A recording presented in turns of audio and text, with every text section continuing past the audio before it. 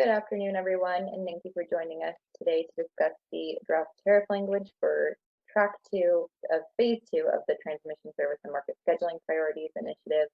My name is Isabella Nicosia, representing ISO Stakeholder Affairs, and I'm also joined on the line by Anthony Ivankovich, our lead from legal, who will be walking us through the draft tariff language today. We also have some of our subject matter experts from the Transmission Service and Market Scheduling Priorities team on the line to answer any questions that come up about the call today. So before we get started, just a few housekeeping reminders. This call is being recorded. The recording is for informational and convenience purposes only, so any related transcription should not be reprinted without the ISO's permission. If you need technical assistance at any point during today's call, you can send a chat to the event producer. Our event producer today is Michelle. And then we will be pausing throughout the call today for questions and comments. If you have a question or want to raise your hand, you can do so by selecting the raise hand icon, which is located at the bottom of your screen. If you did not connect to audio through the WebEx and you called in separately, you'll need to press #2 to enter the question queue. So we'll be monitoring both throughout the call today. And then just a reminder for everyone to please remember to state your name and affiliation before making your comment or asking your question so that we know who the comment or question is coming from. And then you can also send your question or comment through the chat to me directly. Again, my name is Isabella Nicosia, or you can send it to all panelists. So the agenda for today, in just a second, I'm going to hand it over to Anthony to start walking us through the draft tariff language. And then we'll leave some time at the end for some next steps. And then this slide here just shows where we are currently at in the policy initiative stakeholder process. So we're here under the decision stage of the process before the tariff filing. So I'm going to go ahead and pull up the draft tariff language, and then I will turn it over to Anthony. Hey, thanks, Isabella. All right, I want to thank everybody for taking the time this afternoon to walk through the tariff language and the various agreements and processes for long-term wheeling. I also want to express thanks for those of you who submitted comments on the documents. I'll be going through those as well today and give you an opportunity to raise any issues or concerns you have. I think as I typically like to do it, I usually like to go through a few sections at a time and then open it up for comments and questions. I know a lot of the agreements have a lot of boilerplate and standard type contract provisions. We're not going to go through those in bloody detail, but when we do get to those, we'll probably address any of those as a group. But the other thing, I just want to make sure we got 3 hours today. I want to make sure we get through all of the documents, and so be proceeding as quickly as possible, and maybe taking a short, if need to, a short break halfway through. But let's see how it goes. And I'm going to get started now. We're going to start with the tariff language, and then we will go to Appendix GG, which sort of is the process and procedures. Then we will go through the two agreements, the wheeling through agreement and the construction agreement. And hopefully we'll get through all of that in the next 3 hours. So Isabella, if you want to move forward, let's start with 23.6, and I think I will hit all of the tariff provisions in 23.6 that we're changing, and just sort of do a quick overview and then highlight a couple of the comments that we got on them. So again, Section 23.6 pertains to long-term wheeling. This is basically wheeling throughs that will have a duration of 12 months or longer in annual increments, and that extend for the period commencing after the 13-month rolling period in which we will be calculating ATC. As far as the request process, 23.6.1, I think we indicated this in the policy development process. We will basically be opening request windows. We will be following the GIDAP timelines, which I think are April 1 through April 14th as each year. All requests that come in a window will be treated as having been submitted simultaneously. As far as general information requirements, we're going to need to know the megawatt quantity, source and seat points, requested term for the priority.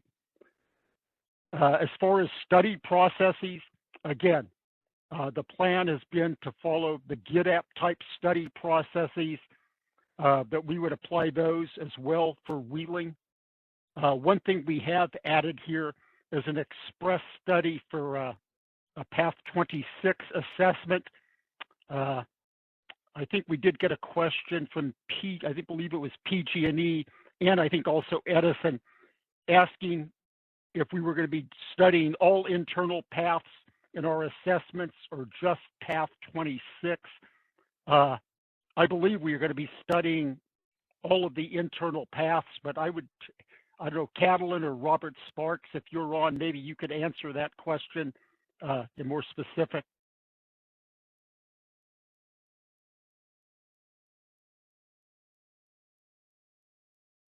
Hi, this is Catlin.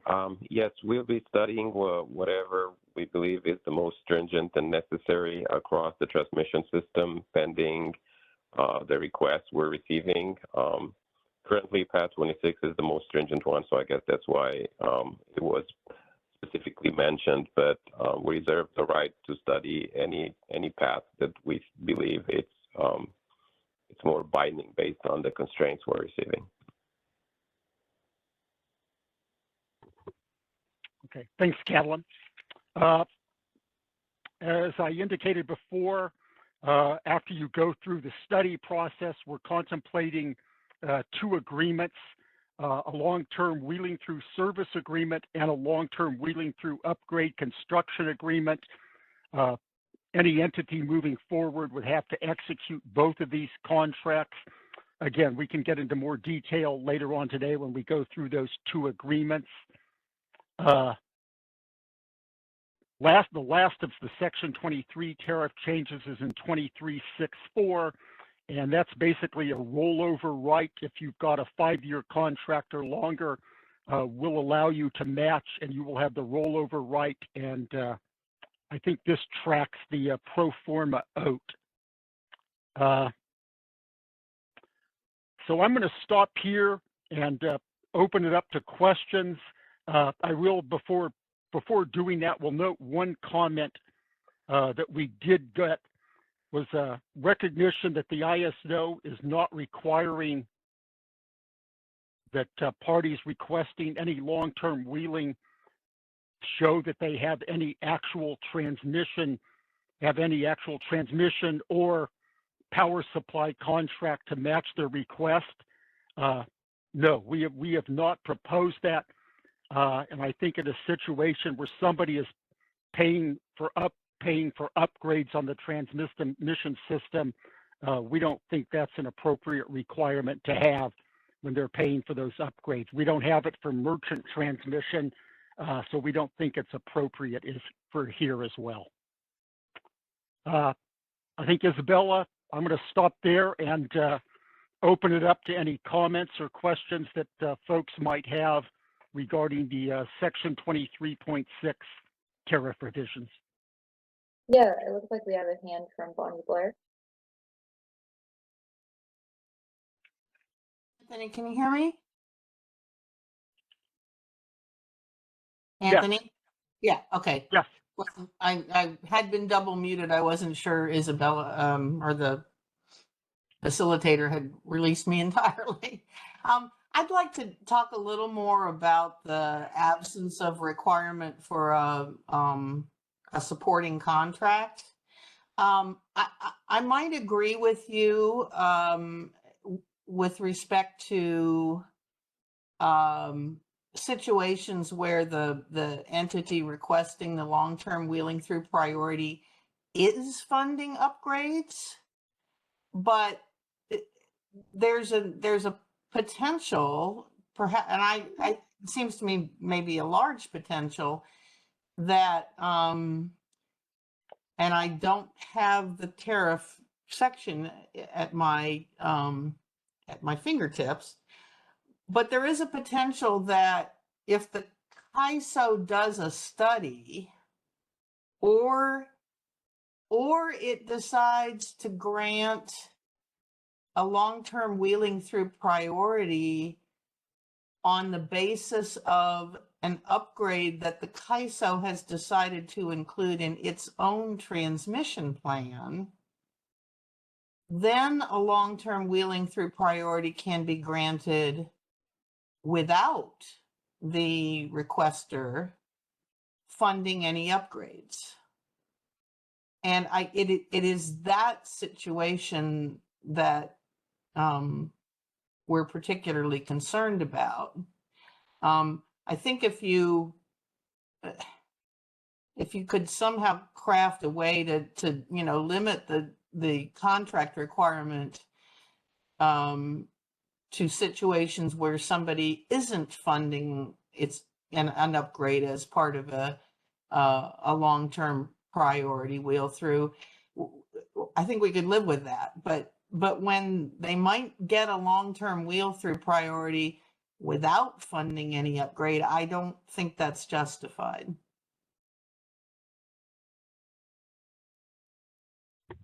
Okay. Nope, that's a point well taken, and we will, take that into consideration.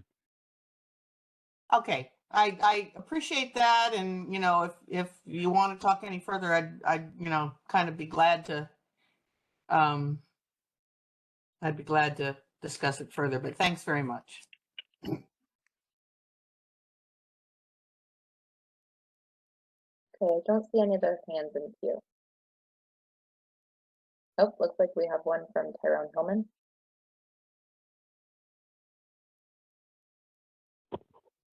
It's Tyrone from PG&E. Can you hear me? Yes, hi Tyrone. Excellent, thank you. Hey, I wanted to confirm, I believe what I heard from Catlin regarding the evaluation of potential internal constraints, and wanted to ask, I got what you're saying specifically as to why the ISO was calling out PAF 26, but will the language that Catlin used be added to the tariff?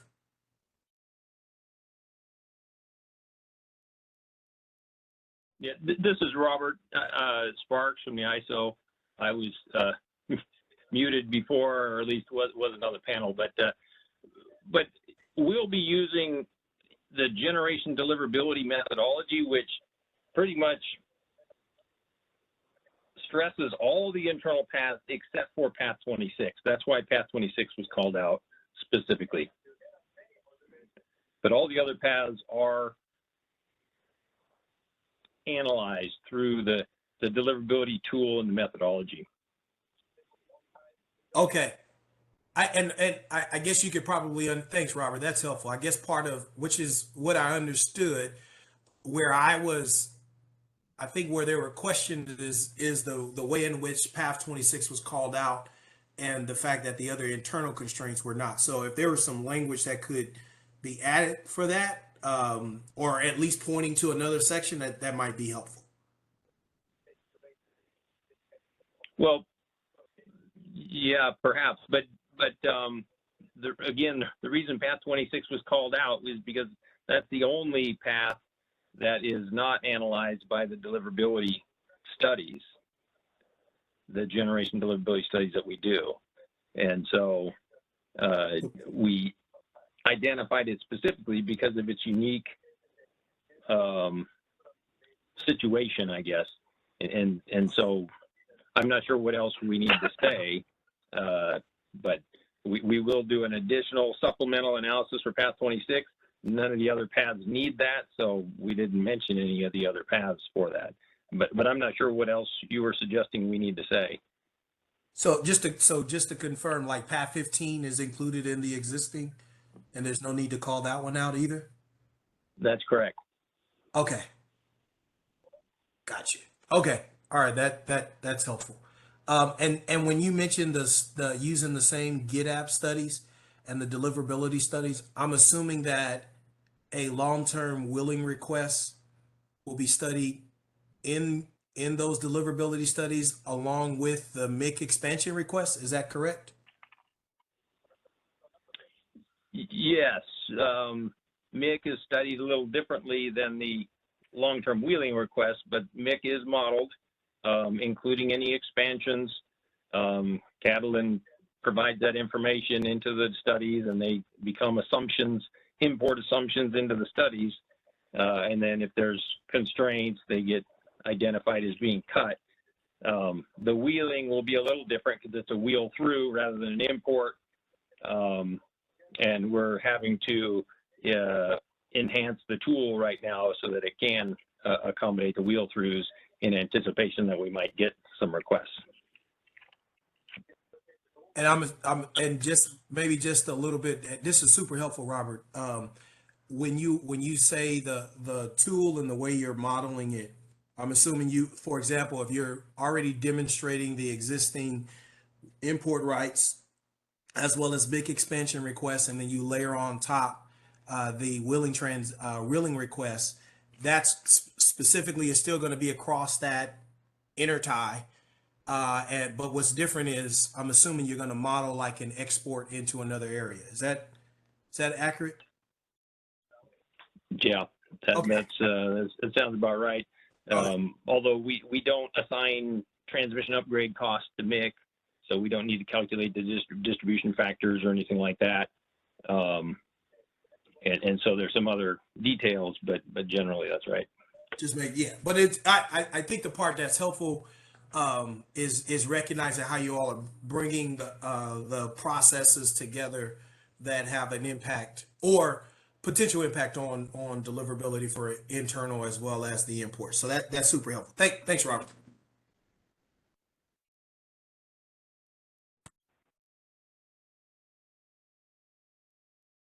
Let's go to Steve Keen. Keen from Edison. A couple things. First, I wanted to second Bonnie's suggestion. That was what we were getting at in our comments as well. As long as somebody's paying for upgrades, okay, we understand that, and that's okay. But the possibility of them being able to lock up transmission capacity without paying for any upgrades and without showing the need for it seems to be that's troublesome. The second thing I wanted to do was to follow up on that last discussion and just ask, can you explain why Path 26 isn't studied in the GDAP process? Well, the Path 26 is a path that pretty much splits the ISO in half, and the southern part of the ISO is basically radially connected to the northern part of the ISO through the Midway bus. And so essentially when we see constraints on Path 26, all the generation in the south, if it's south to north, contributes to that constraint, or if it's north to south, all the generation in the north contributes to that constraint and gets cost allocation for upgrades or gets cut for deliverability, transmission plan deliverability allocations. And because of that situation, we decided, well, and the other thing is, for some time when we started doing deliverability studies, there was a zonal analysis, a north of Path 26 and a south of Path 26 zonal analysis that took care of making sure that procurement and generation development north and south of Path 26 was balanced, and the deliverability of that generation was not impacted by the Path 26 constraint. So it was covered by that process. But apparently, because doing that process, and Catlin can speak to this better than I can, but apparently going through and testing that for many years, there was never a problem. And so they decided it wasn't needed to continue to do that analysis. Obviously, if it started to become a problem, we could always be introduced. And so because of those two situations and the difficulty in using the methodology for Path 26, it didn't work very well. So we just relied on the original method, and now we're kind of relying on assuming that generation will be procured in a balanced fashion through the CPUC IRP and so forth. But we are trying to keep an eye on it. We are concerned about it. For these wheel throughs, we definitely were even more concerned about it, and so we thought we needed to include it in the wheel through process. But for the generation deliverability, it's still just being monitored. Okay, thank you. That's very helpful. And I guess it's similar to a point that we made in our comments as well, was just asking why Path 26 was being called out. And that makes me wonder, like, for example, as we go forward and we find significant transmission maybe up in Wyoming off that subscriber PTO line that's supposed to come in, could the same sort of things occur with that? And that was why we had suggested potentially adding language to say Path 26 or other, other specific issues that arise, paths that arise, because it seems to me right now it's Path 26 that is the crux of the problem. It's the one we know about, but we're talking about, I forget how much generation is supposed to be added between now and 2045 based on that 20-year transmission plan, and the possibility that other situations like that could arise seem to be, it at least seems possible. Yeah, well, there's other studies besides the deliverability study. We do have the production cost simulation studies, although we do see congestion on Path 26. But even in just building power flow cases, 10, 15-year out power flow cases for planning, we can see, roughly if there's a major problem coming with Path 26. But yeah, I certainly wouldn't argue that we need to be careful with Path 26 and perhaps make sure we take steps to make sure we don't get in a point where we've built a bunch of generation and we can't build transmission fast enough to fix the problem. Okay, thank you.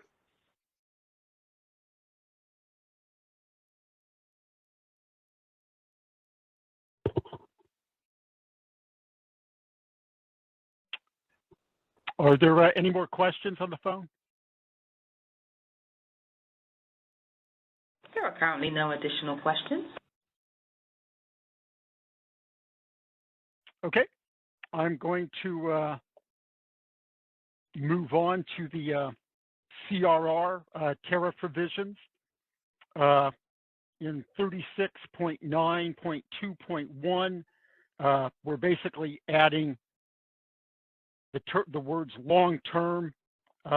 Currently, in the proposal we filed in July, we'd be crediting any charges by Ballsy for monthly CRR, monthly wheeling through priority charges toward potential CRR prepayments. We basically proposed to extend that for any long-term wheeling through payments that they are making. We are also proposing to create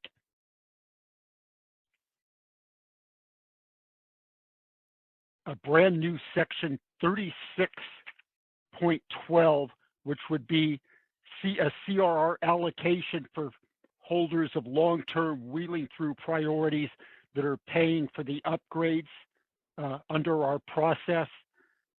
Basically here, the language here pretty much tracks the language that's in section 36.11 for merchants. In fact, I think we just tried to change out the language in places to take out merchant and put in, upgrades for long-term wheeling. I think some of the comments we got here, I think we got some comments from the 6 cities, look to be, I think, maybe some clarifying language and possibly some other cleanup type language, which we will take a close look at and do. One thing we're not trying to do is completely rewrite what's in the merchant transmission planning CRR tariff provisions. We're pretty much trying to transfer them over. So I think, we'll have to take that in consideration in whatever edits we're making. But yeah, the plan is to basically treat CRRs for long-term wheeling priority upgrades similar to how we treat merchant CRRs for merchant upgrades and transmission facilities. So I will stop there and take any questions that people have.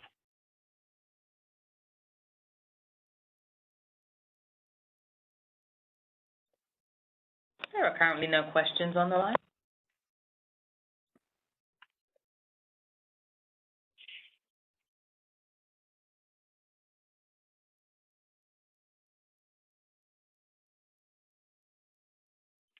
Okay. Let's.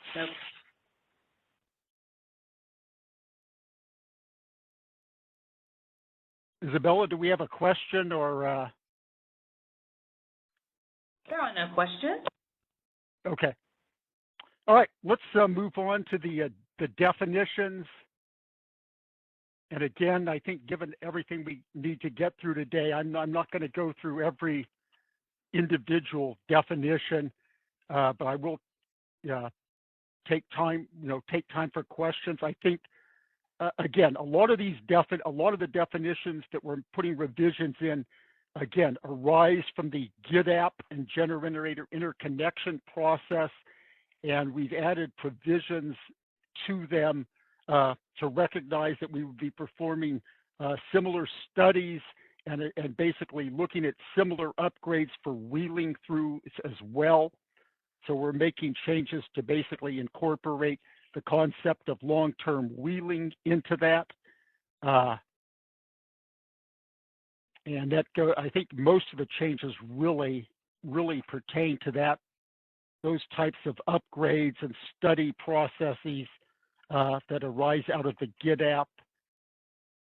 A couple of questions that we got from folks, I think, PG&E asked again in sort of the group studies, references to the group studies in the Path 26 assessments, whether we're looking at other internal paths.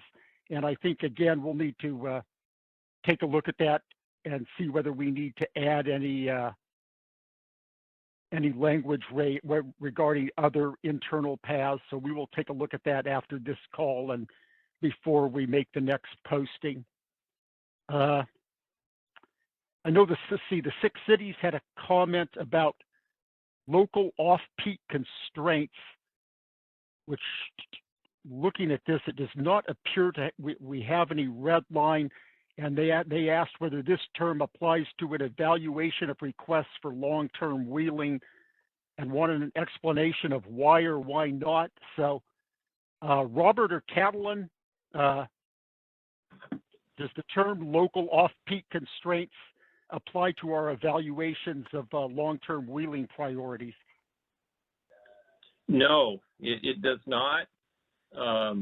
These long-term wheeling priorities, as I understand it, are only for the purpose of when we're in resource shortage conditions and we have a transmission constraint, now we have to curtail this long-term wheeling constraint on the same priority as our own native load.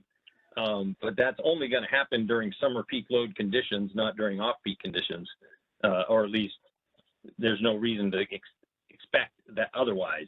So based on that, we didn't see the need to include the off-peak deliverability study analysis as part of this long-term wheeling.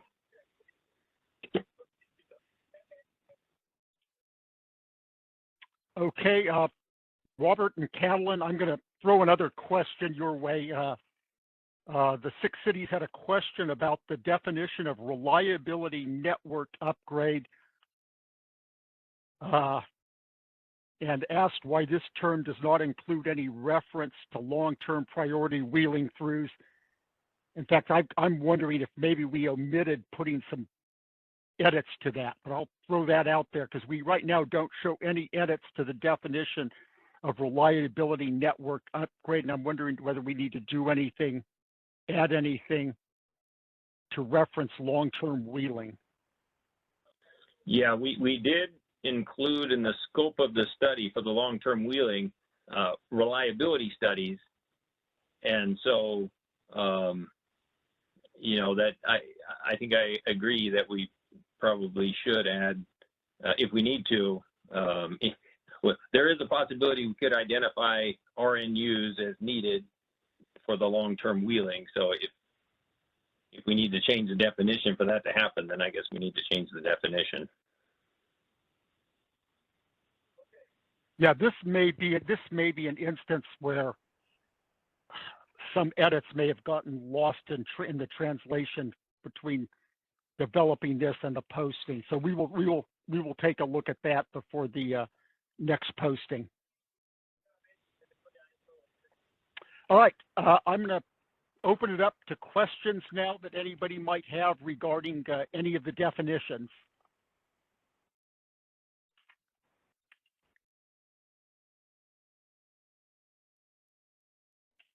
All right, we do have a question in queue.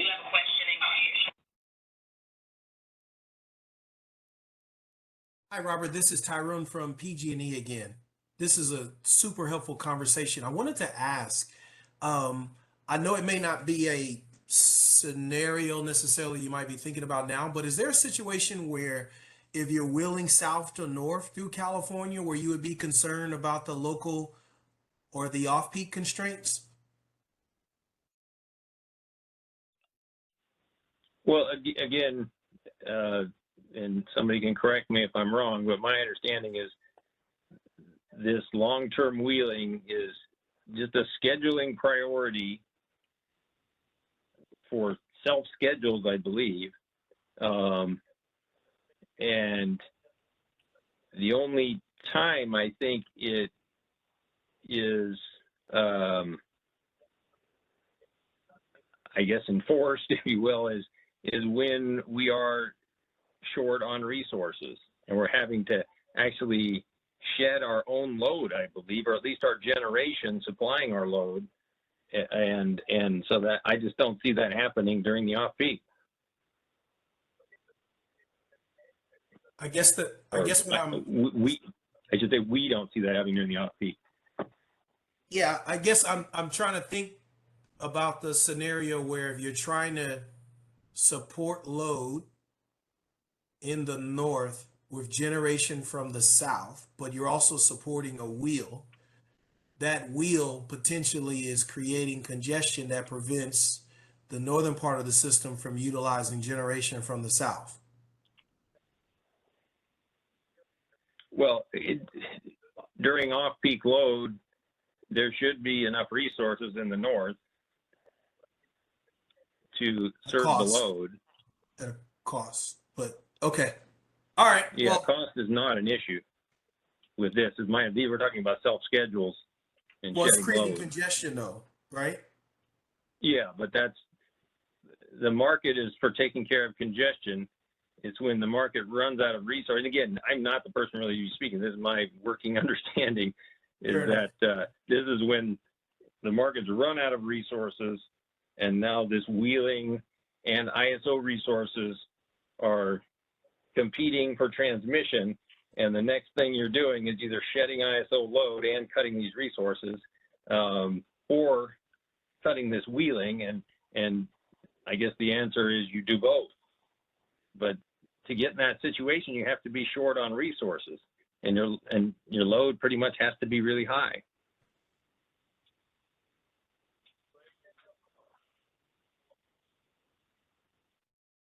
That's helpful. Thanks again, Robert.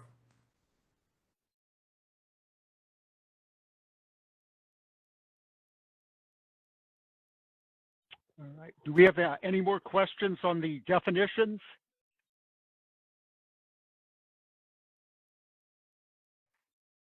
There are no questions on the line. Okay. All right, Isabella, let's move on to Appendix GG.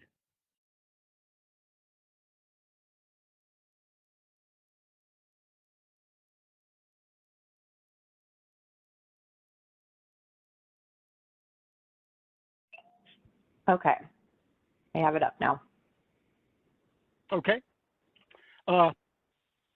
And again, consistent, with our final policy, the plan was basically, we were going to be incorporating, the review of long-term wheeling requests along with generator requests, generator interconnection requests. So you will find that basically Appendix GG tracks a lot of the GitApp language and the GitApp study language and other provisions, since those will be applying as well. Again, as I indicated before, the plan would be that, the request window, for long-term wheeling requests is going to be the same as that for generator interconnection requests. And these are going to be reviewed, together in group studies. So again, a lot of this is existing GitApp tariff language that we have basically, moved into this document to make it clear that those studies will include, studies for long-term wheeling through requests as well. It's not my intent here to be going through every provision that's already requested in the GitApp. Instead, I'm going to try and, highlight some specific differences between the two and other provisions that are unique to this Appendix GG and that you won't find in the GitApp.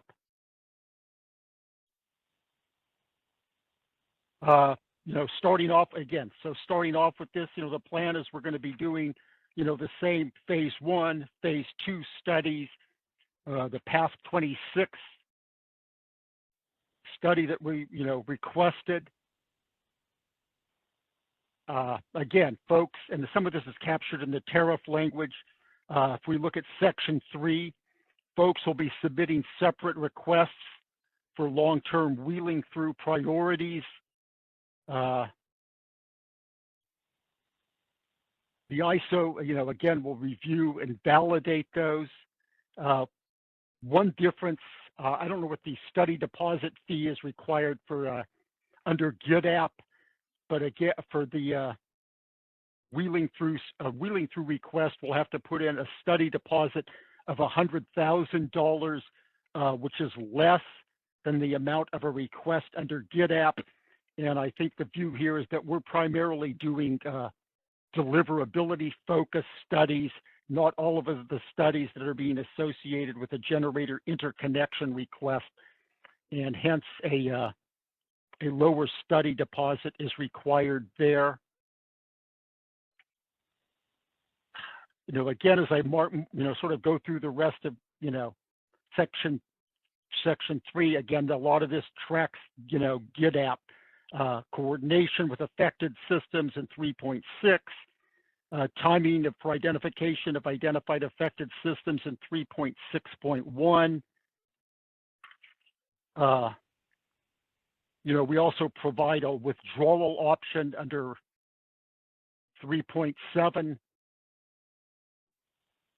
And again, for most of these provisions, we're trying to track the GitApp to the extent possible. I'm going to stop there, Isabella, and take any questions. If anybody's got any questions on sections 1 through 3.7, we did not receive any specific comments or questions regarding those sections.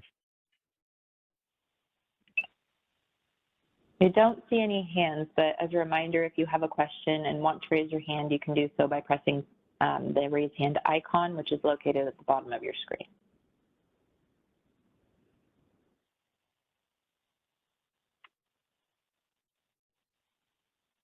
Okay, I'm going to move on to section 4 and beyond.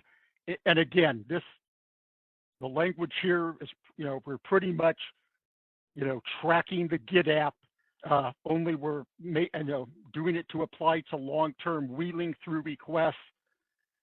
So section 4.3, identification of and cost allocation of network upgrades, this includes RNUs, DNUs, local delivery upgrades, area delivery network upgrades, per unit cost that we're looking at, the phase 1 in 4.6, the phase 1 long-term wheeling assessment, 4.7, the phase 1 results meeting, all of these, again, tracking the GitApp, but, applying it to wheeling, long-term wheeling through requests. If you'll note in the section 4.7.2, we will allow the opportunity for the requester to reduce the megawatt quantity of its long-term priority wheeling through request, and we will, process that reduction in a manner consistent with how we do it under GitApp. So Isabella, I will stop there for the phase 1 processes and open it up to any questions. Again, we did not get any comments or specific comments or questions on section 4 of the document.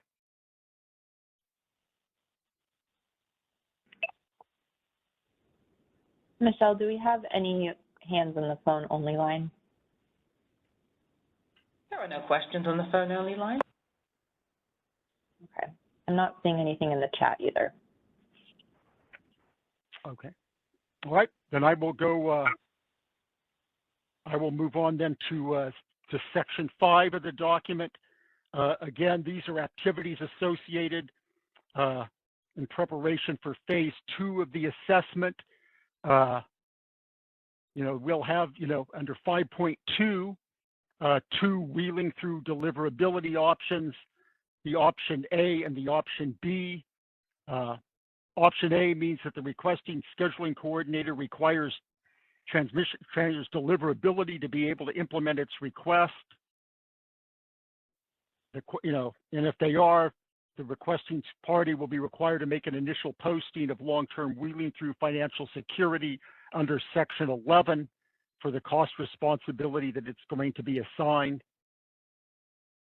Under wheeling through deliverability option B, the requesting scheduling coordinator assumes cost responsibility for delivering network upgrades, both ADNUs and LDNUs, to the extent sufficient deliverability is not allocated to them. Again, they would have to meet the various posting requirements under section 11 of this procedure. As with GitApp, there's a reassessment process that's reflected in section 5.4.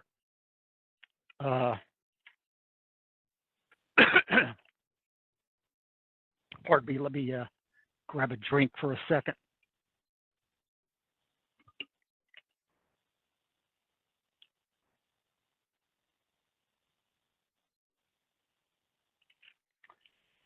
And I think that sort of captures it for, section 5. Again, we did not get any comments or questions, specific comments or questions regarding section 5, which pretty much, again, tries to track the whole GitApp process. So I will stop there and open it up for any questions that folks may have.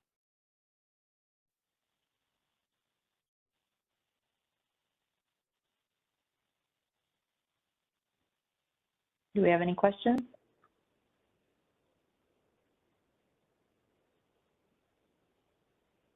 There are no questions on the phone only line. Okay. Okay. Section 6, the phase 2 long-term wheeling through assessment. Again, this starting to sound like a broken record here. Again, tracks the phase 2 GitApp, going through the deliverability assessments, determining the phase 2 network upgrades for reliability, area deliverability network upgrades, and the cost responsibility for each of these.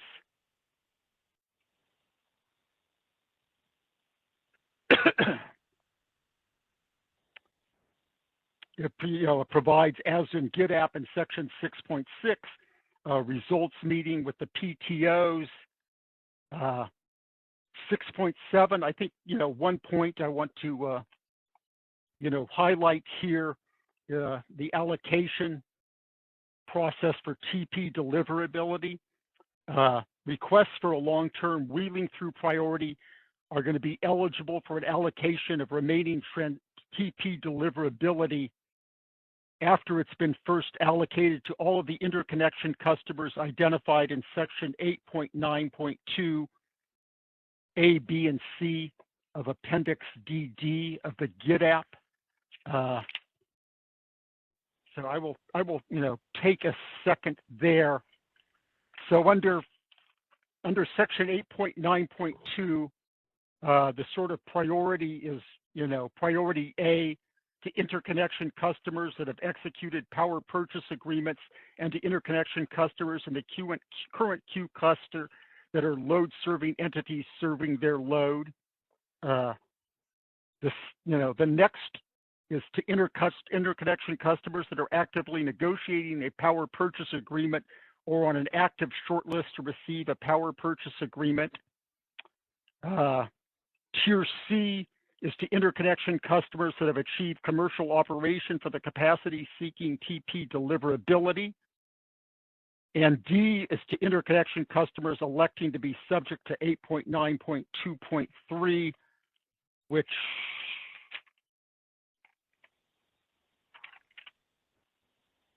is basically, that's group D. And so under our proposal, we would put long-term wheeling through requests would essentially become group D, and existing category D in the GitApp would would stay the last priority.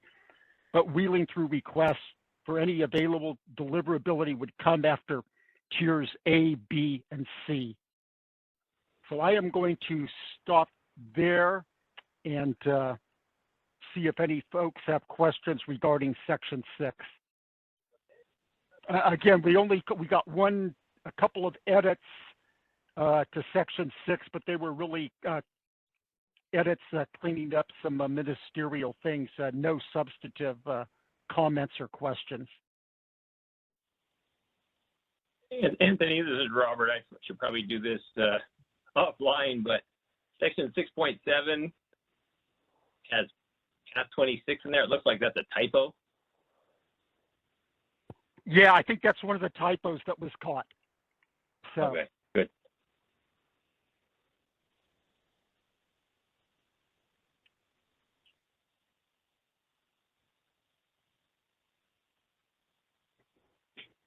Okay, I don't see any questions.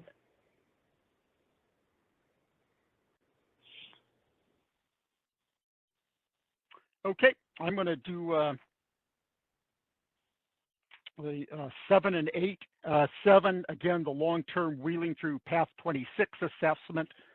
We've discussed that. I don't think we probably don't need to say anything more.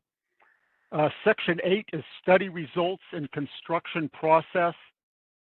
I'd like to sort of spend some time going through this. This is something that is a little different than the GitApp. As we indicated in our straw proposal and final proposals, that the possibility exists that we may be a possibility of approving projects in the transmission planning process that could accommodate some long-term wheeling throughs. This section 8 sort of deals with that. And under this provision, I guess I want to highlight a few things under section 8. One, if we determine that we can provide the requested long-term wheeling through priority without needing to construct upgrades under Appendix GG, we will do that. The scheduling coordinator would pay the applicable wheeling access charges on a monthly basis for the entire term of its long-term priority on a minimum of 6/16 base hours basis for all the applicable days and hours during the month, regardless of whether the scheduling coordinator actually schedules priority wheeling throughs during that period. Again, something we talked before, the ISO will credit any monthly payment obligation for wheeling access charges by an OBALSI. We would credit it toward any CRR prepayments that the OBALSI might otherwise be required to make to get CRRs. I think that's one of the key things here.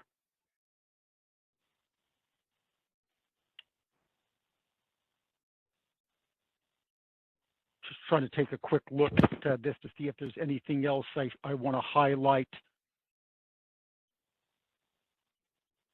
I think another key provision here is if we do go that route, any study deposits that have been unspent by the ISO will be returned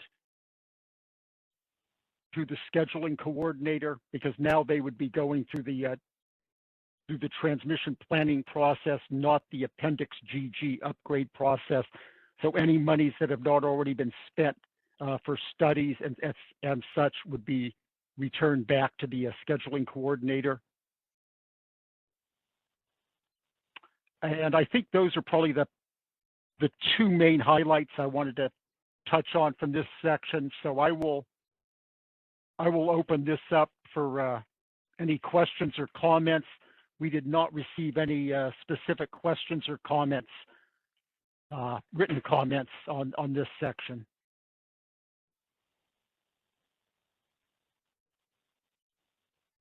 Go to Steve Keen.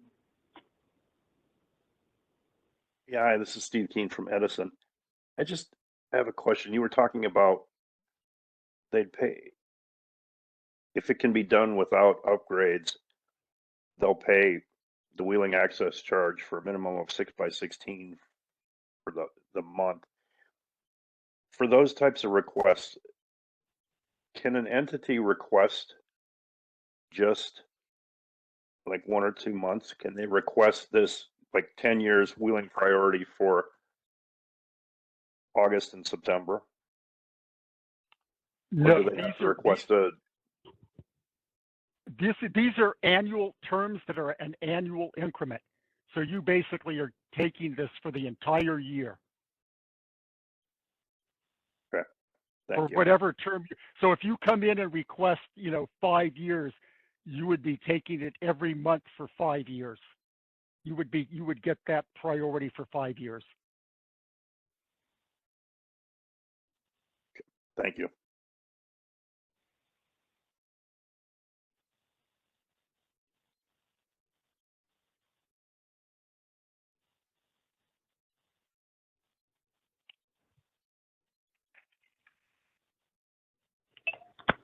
Okay, I don't see any other hands.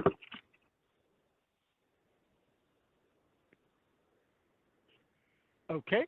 Let me, okay, I'm going to go on to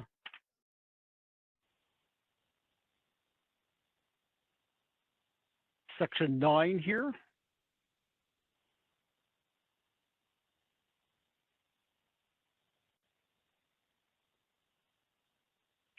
So under this is basically, also referencing what was in the tariff language. Somebody going forward is basically going to have to sign 2 agreements: the the construction agreement and the long-term wheeling through service agreement. They're both, you're required to execute both of these. This sort of goes through the process of the tendering. Section 9 goes through the process of tendering these documents, sort of the negotiation of the provisions, the execution and filing of these at FERC. And that general process. But again, these 2 agreements are tied together. Someone cannot go forward by just signing one. They both have to go forward together. And if one is terminated, the other one is going to be terminated as well, as one really reflects deals with the construction obligations. The other deals with the long term of the wheeling service itself. again, on this one, we got some cleanup edits. And we did have one question from the 6 cities regarding section 9.1. Isabella, if you want to scroll back to 9.1.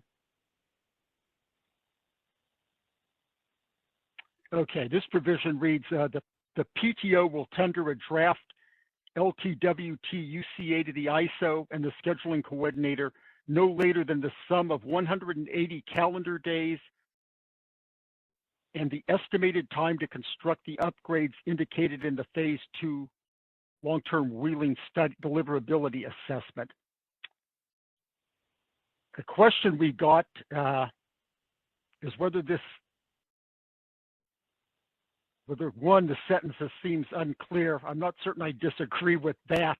I think, though, this provision actually comes from the GitApp and was sort of translated to apply to long-term wheels. I guess the second question, is it intended that the time be counted backwards from the earliest potential in-service date?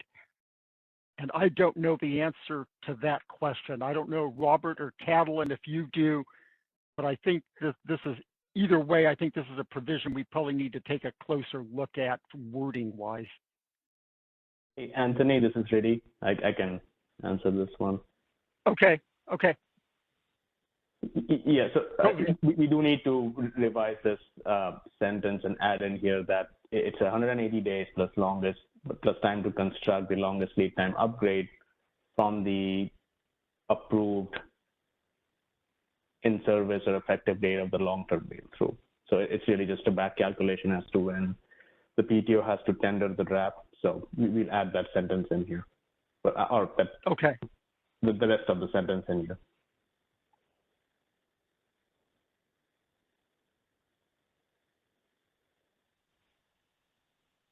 Yeah, and again, thanks, Bonnie, for catching that.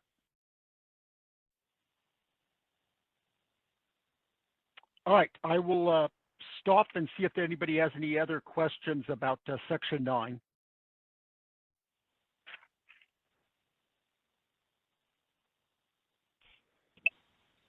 Go to Bonnie. Hi, thanks. Yeah, I'll look at what you come up with for that sentence. I just could not wrap my head around it. So I appreciate the review. Talking about 9.1, that is.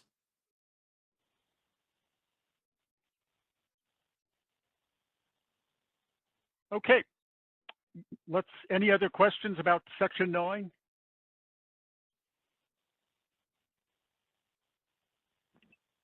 I don't see any hands. Okay. Next, I'm going to move on to Section 10. Again, this is a provision unique to this agreement and not GitApp. And so basically, for someone who's executed a long-term wheeling through service agreement with upgrades being constructed under Appendix GG, they will be paying for the chart. They will be paying for the cost of those upgrades in accordance with the long-term wheeling through service agreement. Some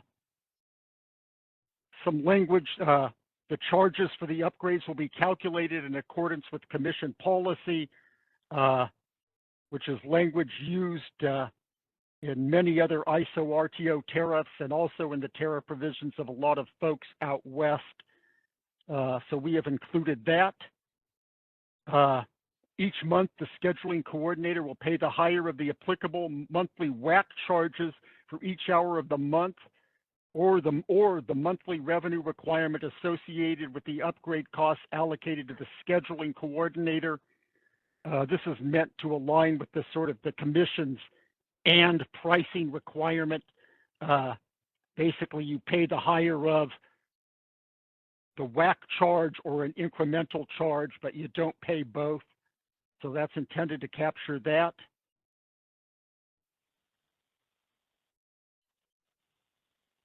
I think another thing here, the scheduling coordinator that's paying for upgrades will be eligible to receive wheeling through CRRs under our new section 3612, which we discussed before.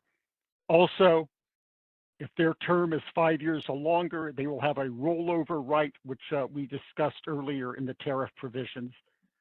So we did not get any comments or questions on this section, but I will stop now and open it up for any.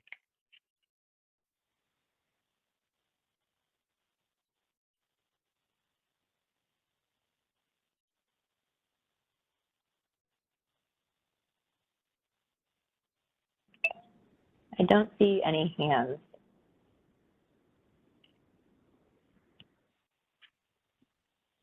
There are no questions on the phone only line.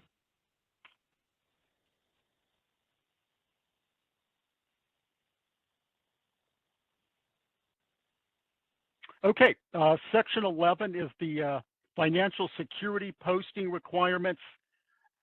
And again, what we did here was attempt to track all of the relevant provisions of the GIT-app, which, contemplates, an initial posting, a second posting, and a third posting. Again, I'm not going to go through all this detail. We pretty much tried to track what's in the GIT-app. I'm just looking here to see if there's any.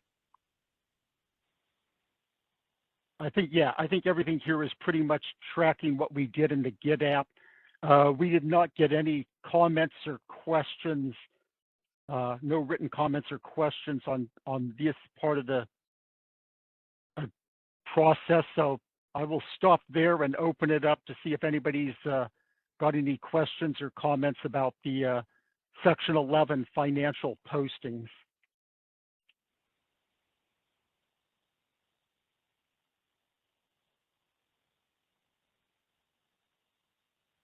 I do not see any questions on the line.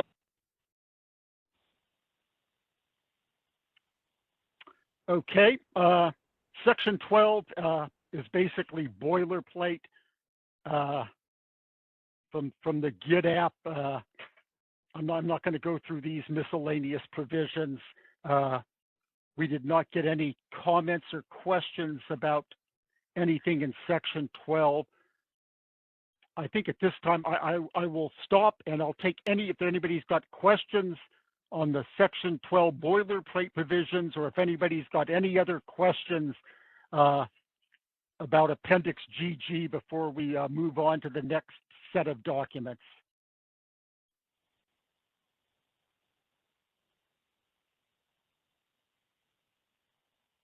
There are no questions in queue. Okay, but give me a second here to, I think the next set of documents we're going to go through is the Appendix GG appendices. So give me a second to get those. And Isabella, if you want to put those up on the screen.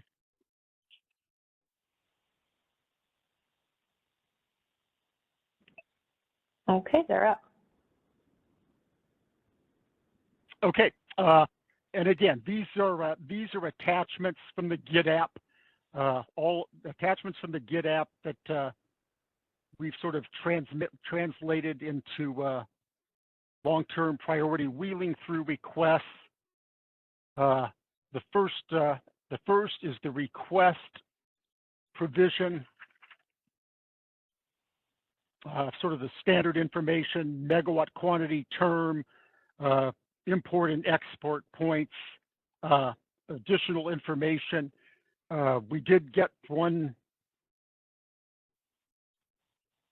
comment, one written comment that suggested that we add identification of the contracted or owned supply resource for which the long-term priority wheeling through is requested. Again, I think that's something we need to take in consideration. And we talked about that a bit in connection with the tariff language, but if we do make that change, I think that's something we would ask for here. Again, think if somebody's paying for the actual upgrades, I don't think we can require this, but we will consider it, discuss it for the possibility of including it for situations where somebody is getting a long-term priority but not paying for any upgrades. So we need to talk through that internally.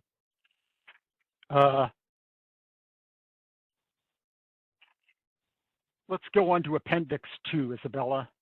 I'll take questions when I get to the end of all these documents. They're fairly quick. Again, this is Appendix 2 is the study process agreement for long-term priority wheeling through requests. Again, what we did here is we basically adopted the GitApp document and made it applicable to long-term wheeling through requests. Let's go to paragraph 9.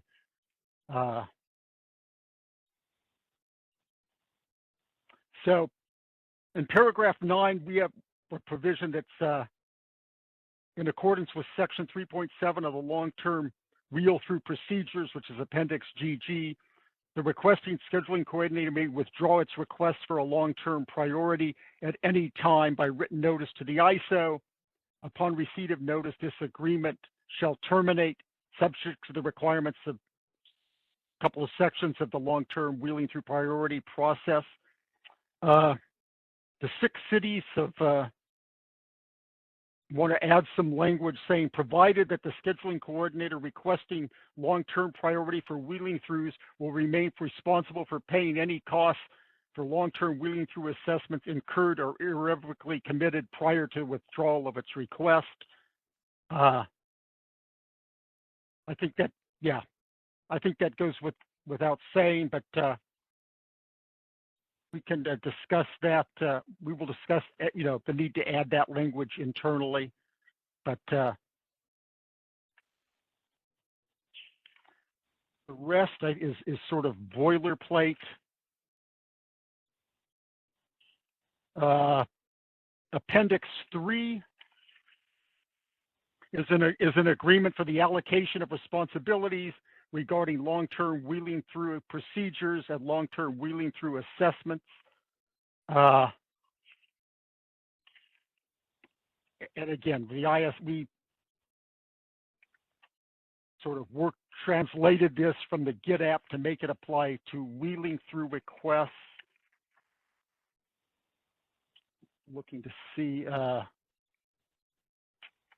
I see 6 cities noted that on paragraph 4.6, there looks like there may be some words missing. We will take a look at that and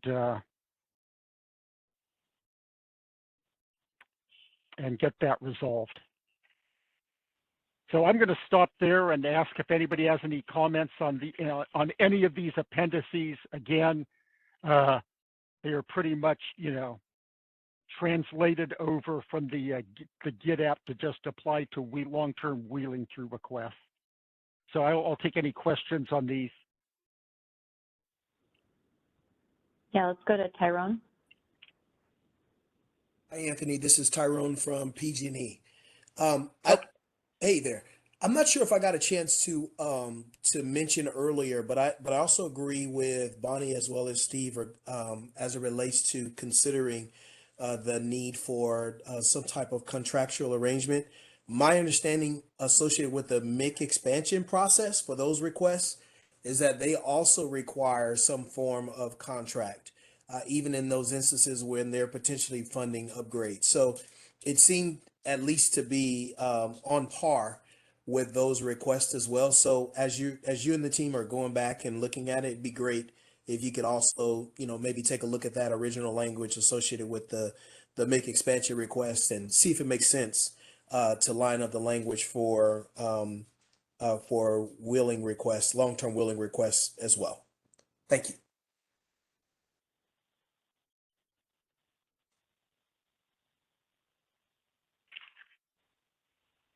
All right. Any other questions on those appendices?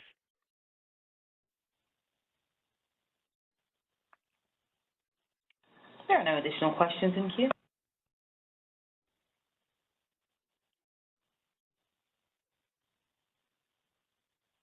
Okay, next I am going to turn to Appendix HH.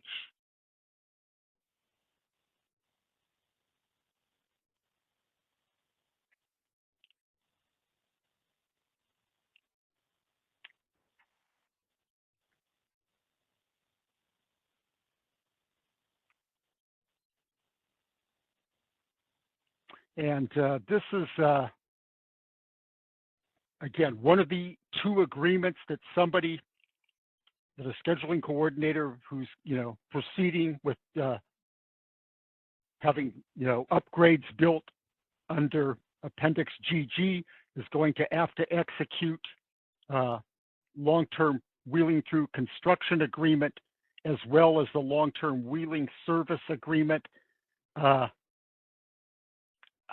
Again, I'm not going to go into a lot of detail on this. A lot of this is boilerplate and provisions from other agreements of this nature that we've included here. I think really at the end of the day, it's intended to capture the construction obligations of the participating transmission owner, and the sort of construction payment obligations of the entity that's seeking a long-term priority wheeling through. Again, a lot of detail that I don't think we need to go through. I will focus on, some of the comments in other areas, though, as we go through. And so, Isabella, let's start on the recitals.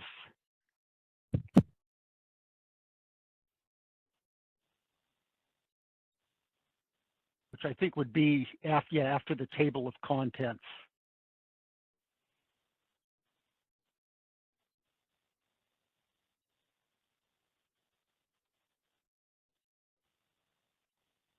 Okay, the bottom two whereas clauses, I think the 6 cities had some comments as to why this refers to distribution systems and other portions of the electric system in each of those.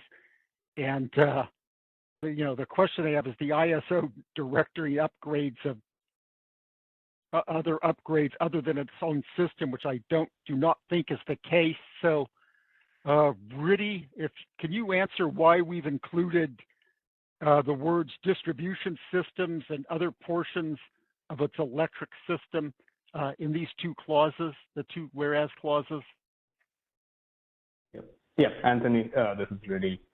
So, to your point, the intent was not to take on additional authority for the ISO where we direct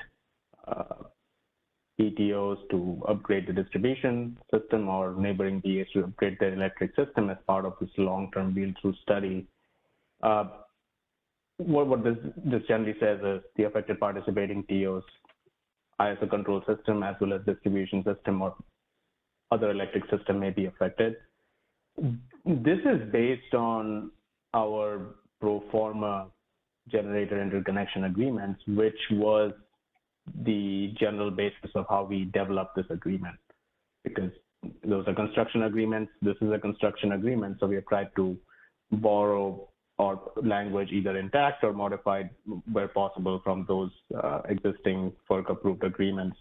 I think the thinking behind this is the ISO tariff is not going to identify or study the distribution system, but during this long-term wheel-through assessment, if the affected PTO does see impacts on the distribution system that they believe should be mitigated to allow this long-term wheel-through transaction to flow through, then those upgrades can be captured in this construction agreement and constructed and placed in service in order for the long-term wheel-through to be made effective.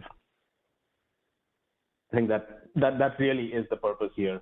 And for the portion of the statement where we say other portions of its electric system, I'll acknowledge it. It's very generic. This was meant to be a catch-all for potentially costs that might be direct assignment type of costs that don't fit in within distribution or network system type of cost that the PTO may incur that needs to be assigned to the long-term wheel through customer, and that could be also captured in this agreement. Just maintaining some form of consistency with the type of work we have seen done for our generator interconnection. So stop here and see if any questions on that, and we're open to suggestions on how we may fine-tune it.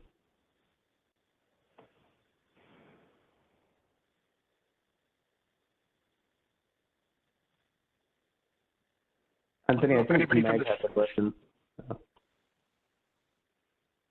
Yeah, someone from the Six City, Isabella, if there's somebody from the Six Cities. Thompson Coburn for Six Cities. Can you hear me okay?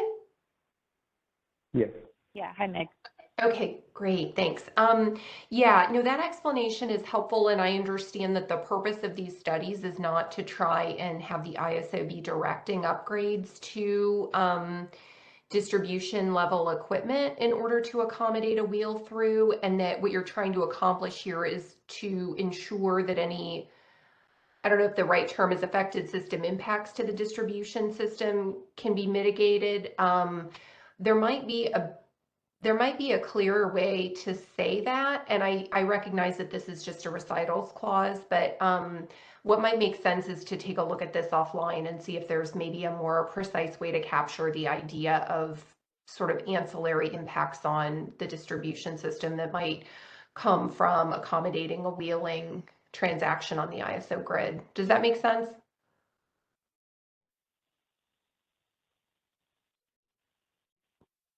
Anthony, we have another round of comments, right? So you have another crack at Yeah. this? Yeah, okay. Yeah, I have, yeah, we've got this in writing, so we can, right. Yeah. Yeah, I'll take a look at it, and if we have thoughts, I'll pass those along in our next round. And then, likewise, if something strikes you as a better way to capture that idea, we can take a look at that as well. Right. We appreciate that, Meg, and the Six Cities just really taking a closer look at this. And I'll also say, if the PTOs have any suggestions on this, that would be great. At the end, you'll be the one identifying those impacts. So open to fine-tuning this.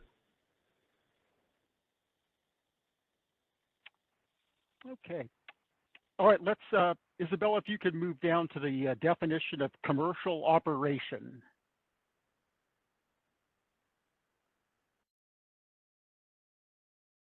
Okay, we did get one comment here about the definition, yeah, which I think makes sense. And the recommendation is that we reword this to say commercial operations shall mean a long-term wheeling through priority that has become effective. I think that makes more sense than commence service. So I think that's a change we're amenable to making.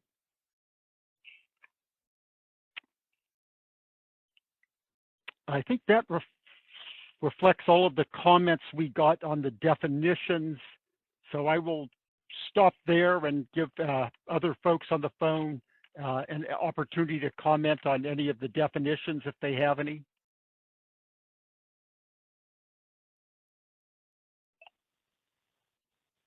Meg, did you have another comment? I see you in the queue.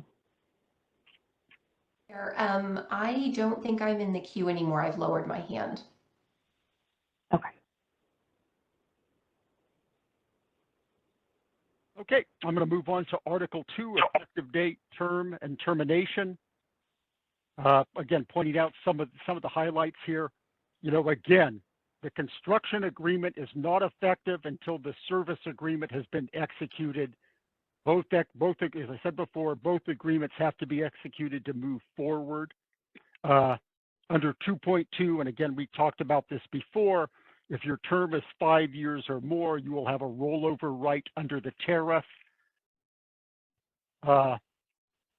Looking at section 2.3, key things to highlight is, again, termination of the service agreement. If the corresponding service agreement is terminated, the ISO or the PTO can terminate the construction agreement. Again, these two two agreements are tied at the hip for purposes of going forward.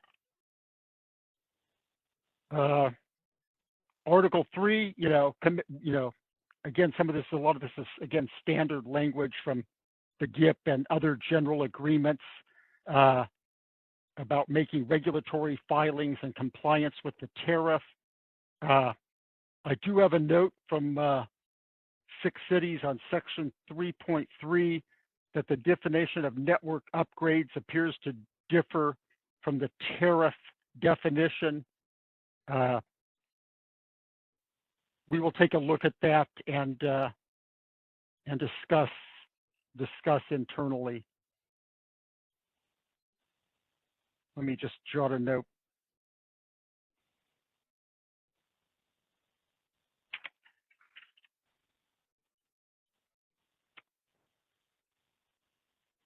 All right, moving on to section 5, network upgrades, engineering, procurement, and construction. Again, this is a lot of language borrowed from the GIP and applied to applied to long-term wheeling through requests. I'm just trying to take a look at any of the specific comments. I think there's another comment about distribution facilities. Meg, we will take a look at that here as well.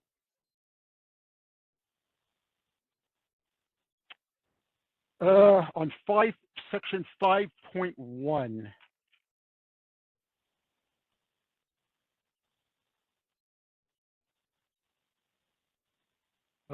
It's a comment about the affected PTO shall not be required to undertake any action that is inconsistent with its safety practices, its material and equipment specifications, its design criteria, and construction procedure. Well, actually, it looks like we got some wording messed up there. And then the 6 cities have suggested that we add the words the TCA or the affected PTO's transmission owner tariff. I think 6 cities had the comment we might consider putting this in a different place of the agreement, but they,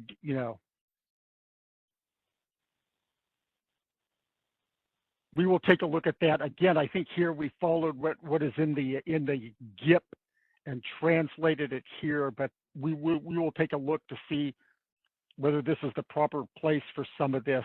But again, at this point in time, we just moved it, directly translated it from the GIP provision to here, but we'll take a look to see if maybe it belongs somewhere else.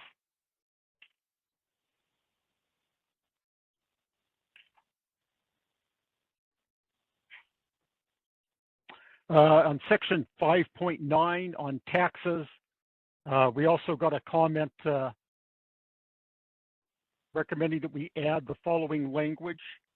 Each party shall cooperate with the other to maintain the other party's tax status. Nothing in this agreement is intended to adversely affect any PTO's tax-exempt status with respect to the issuance of bonds, including but not limited to tax-exempt debt. I think this is language I think we've included stuff like this in other agreements, but we will certainly discuss this internally and take that into account. But I believe we've included similar language in other agreements. Again, I will stop there and see if anybody had any questions or comments about section 5.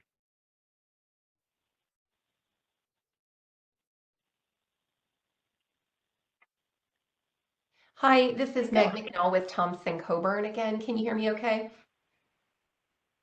Yes. Okay, perfect. So my first comment is actually on section 3.3. And the only thing I was going to point out there is that, and that's the section that you have dealing with the relationship between this agreement and the ISO tariff. And the comment really is more about making sure that where there are differences between this agreement and the tariff, we intend for the tariff to prevail. And the definition of network upgrade was just one area where I saw a difference. And I thought, maybe if we're pulling this from another agreement, but making changes to this agreement that's specific to wheeling, we need to take a closer look at that. So that was more of a comment about kind of reconciling this document with the tariff versus the definition of network upgrade.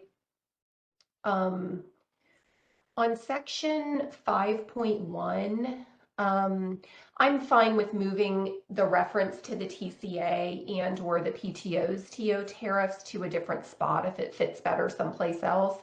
The only thing I was trying to capture there was the idea that is also sort of in that tax language for 5.9.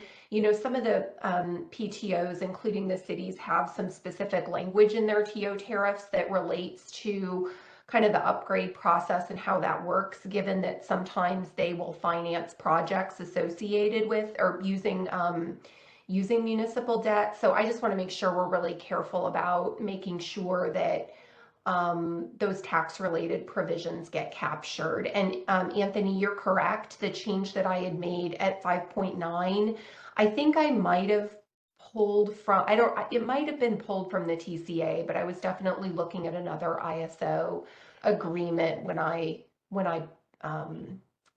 pulled that. Okay.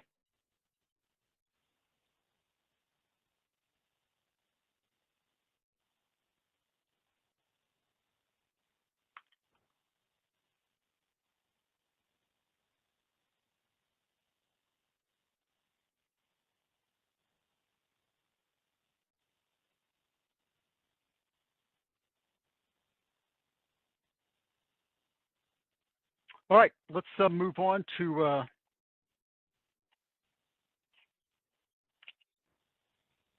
section 6 and beyond. Again, section 6, equipment, another provision that was basically we're translated over from the GIDAP.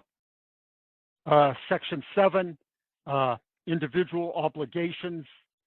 Again, that's something we tried to do as well, translate over from what was in the GIDAP to this agreement. We did get a comment on section 7.2. The first sentence there says the ISO and affected participating TO shall cause the affected PTO's transmission system to be operated and controlled in a safe and reliable manner and in accordance with this LWT-UCA.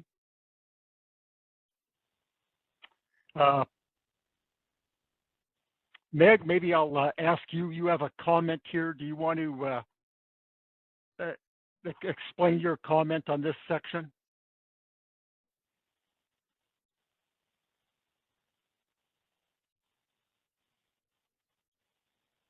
Thanks. I think I'm unmuted now.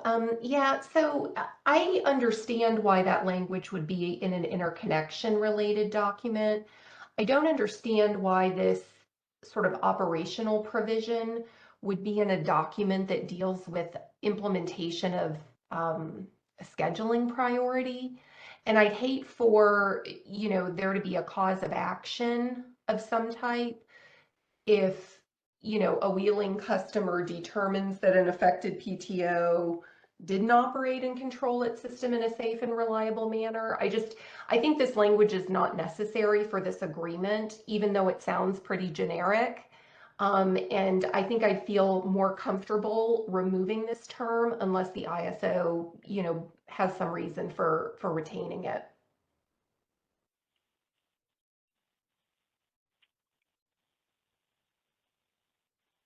Okay, we will.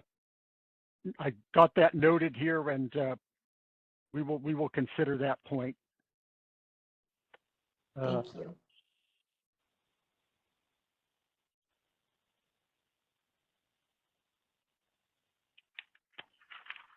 Okay, we a comment on also a comment from section 8.5. In particular regarding the sentence that reads, Any network upgrades that are eligible for recovery under the local access charge may be recovered by the affected participating TO in accordance with the ISO tariff provisions applicable to local access charges, in addition to the payment of the monthly rates calculated using the wheeling access charge in accordance with Appendix GG. And I think Six Cities has asked the question, can the ISO clarify why network upgrades that are local are handled differently under this agreement?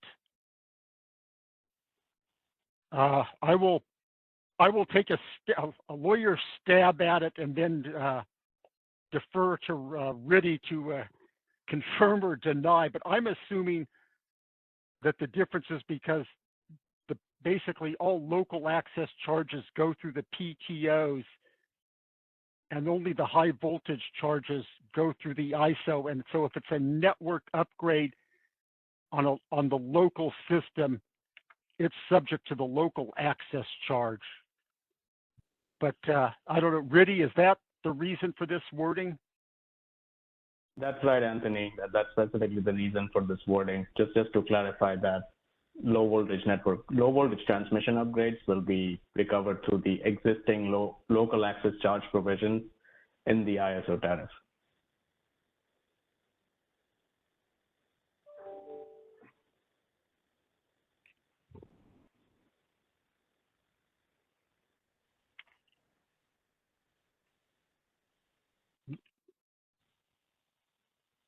Megan, do you have any comments or thoughts in response to that?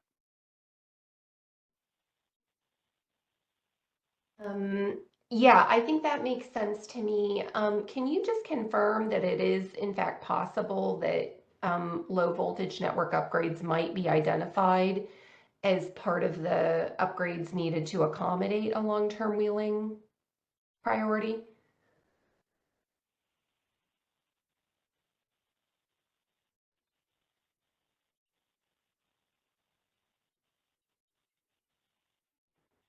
I will, Catlin or Robert, would you care to respond to that?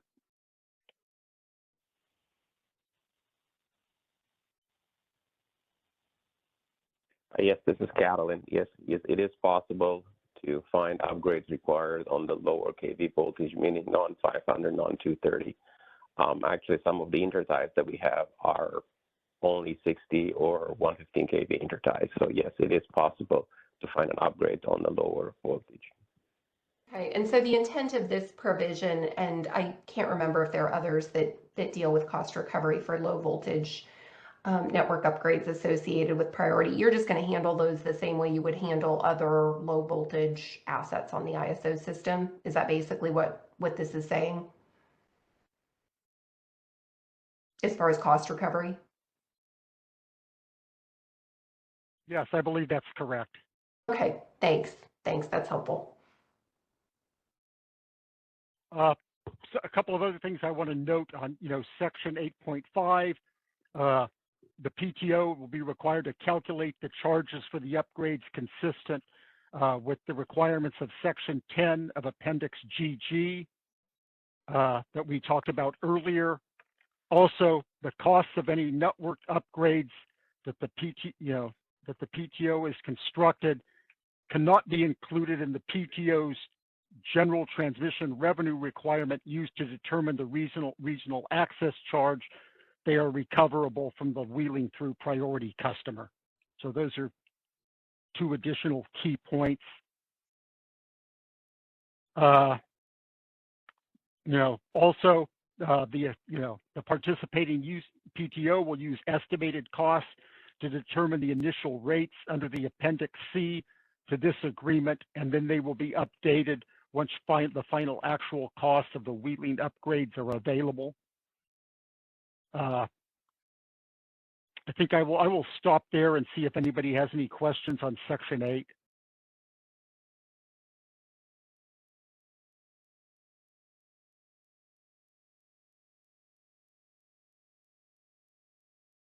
There are no questions in queue.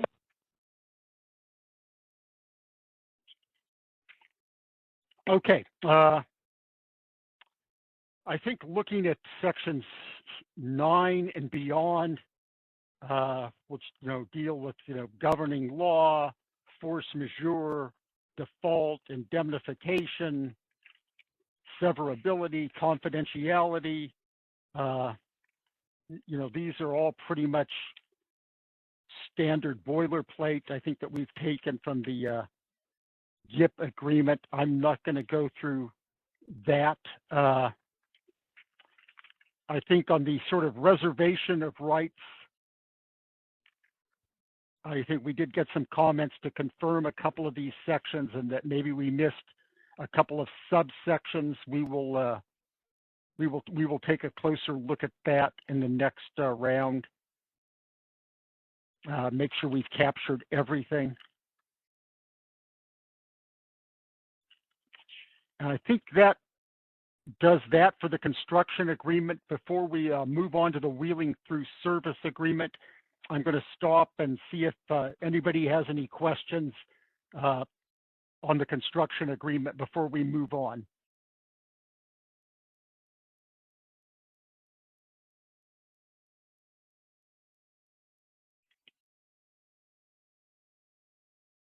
No questions in queue.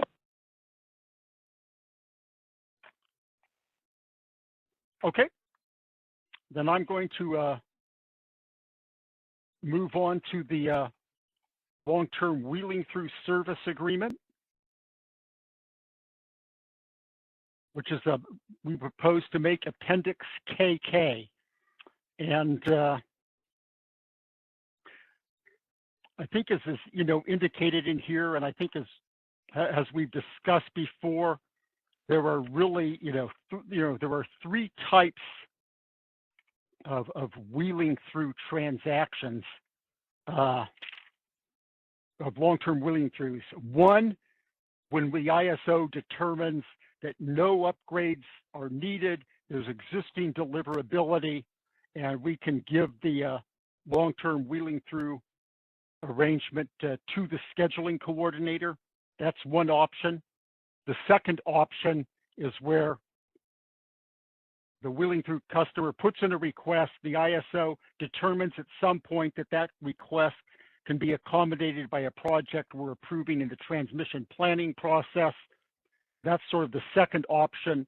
The third option is the wheeling through customer puts in the request and goes through the entire Appendix GG process, executes the construction agreement, and executes the wheeling service agreement. This agreement will apply to all three of those options, and we sort of have a checkbox. I think it's in Section 4 that basically says here's the option that this agreement is under, and sort of gives the payment provisions that apply to that specific provision. So that's how we're capturing this. We did not want, to create three separate long-term wheeling through service agreements. So we thought the best way to do it was create one agreement, have the checkbox option for which of the three options folks are choosing, and do it that way so we could have one agreement to make this more efficient.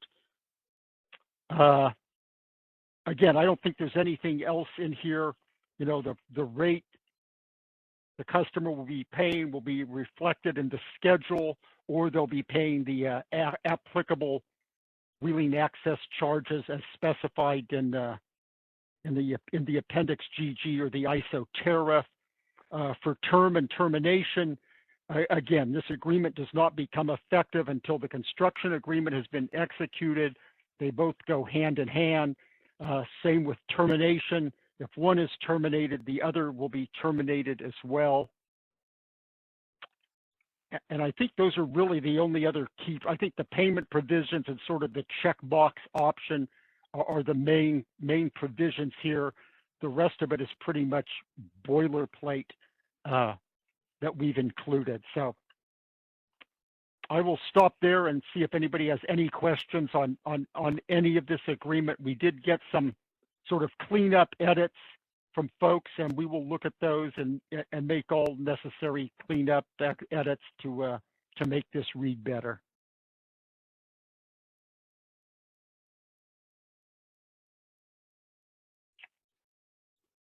There were no questions on the line.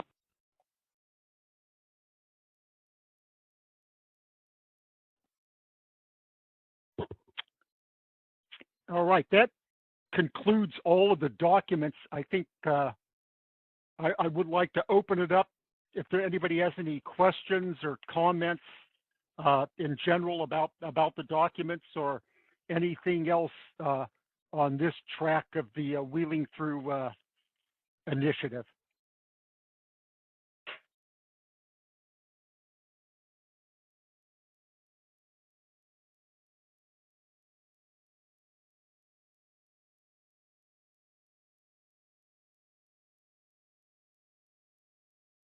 I don't see anyone in queue or anything in the chat.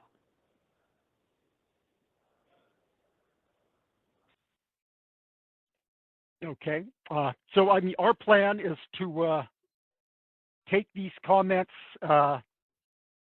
work, go through everything in the next few weeks, and hopefully seek to post a new revised set of tariff language, hopefully sometime in early October. That's our goal. So again, if folks have any comments offline that they want to talk about, please don't hesitate to reach out before then. But I would like to get these done, and posted early in October if possible.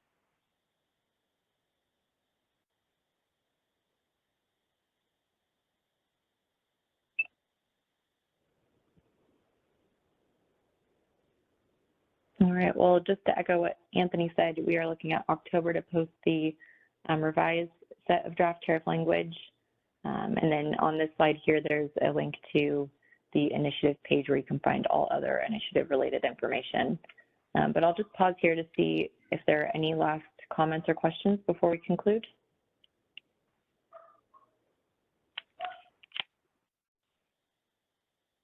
There are no questions on the line. Okay, well then that concludes today's call. Thank you all for joining and have a great rest of your afternoon. That concludes our conference. Thank you for using Event Services. You may now disconnect.